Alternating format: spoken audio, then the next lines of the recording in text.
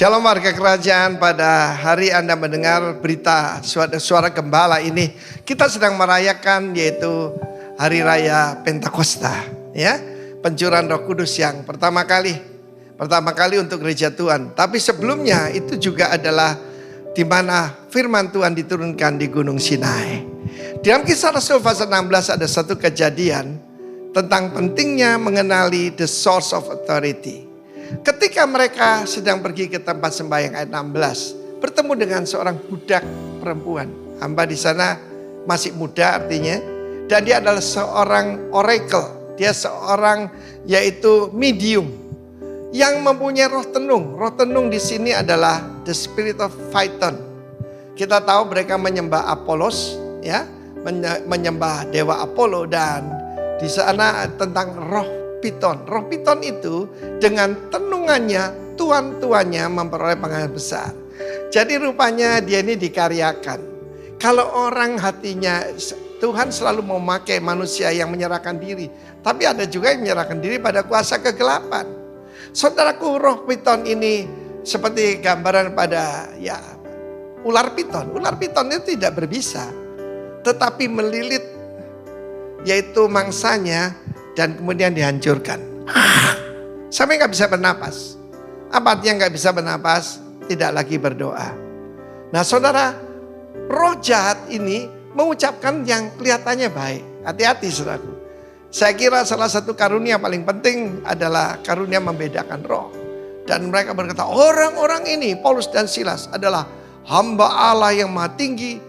Mereka memberitakan kepadamu jalan kepada keselamatan. Wow, the way of salvation. Tetapi saudara bayangkan, oracle atau medium ini, wanita ini dikenal sebagai tukang ramal. Dan dia mengasosiasikan dirinya dengan kita sebagai hamba-hamba Tuhan. Dulu saya pernah mau diminta berkhotbah bersama seorang yang tadinya dukun katanya, tapi bertobat. Hati saya nggak tenang saudara, nggak betul ini. Bayangkan kalau saya bersama dengan dia, ya, belum pasti tentang pertobatan, belum ada buahnya kok. Jadi saya tidak pernah mau, karena iblis itu selalu dompleng, saudara. You know, iblis itu suka dompleng. Dan apa yang terjadi? Paulus nggak tahan lagi. Permulaan dia juga ragu-ragu, loh ini kok menyebut Allah yang maha tinggi, dan dia pakai otoritasnya. Demi nama Yesus Kristus, aku menyuruh engkau, siapa? Roh jahat itu, spirit of Phaethon, Piton. Keluar di perempuan ini, seketika juga keluar roh itu. Apa yang terjadi saudaraku? Gempar. Kota Filipi itu gempar. Ada tuan-tuan perempuan itu. Ada penguasa-penguasa. Ada pembesar-pembesar kota. Dan saudaraku, itu menggerakkan orang banyak.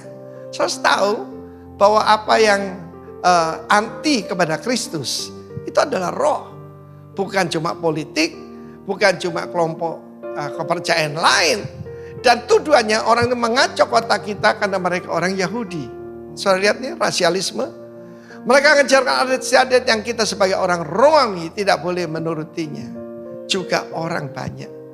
Saudara, kita tahu dalam Efesus pasal yang ke-6 bagaimana tatanan daripada kuasa kegelapan itu, ada gubernurnya, ada bupatinya. Dan kita lihat di sini mereka menguasai bukan cuma eksekutif, legislatif, tetapi juga yudikatif. Perhatikan saudara di sini.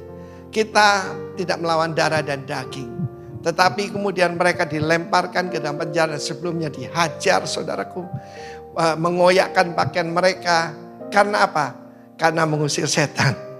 Dalam hidup saya mengusir setan, menyembuhkan orang sakit, malah dapat tantangan. Saudara saya dengar yaitu berita-berita yang lalu tentang Kisah Rasul 3 dan 4. Bagaimana kita menyembuhkan orang lumpuh sejak lahir, malah di penjara saudara.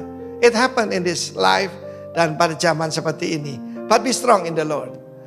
Kenalilah sumber otoritasmu dalam nama Yesus. Amin.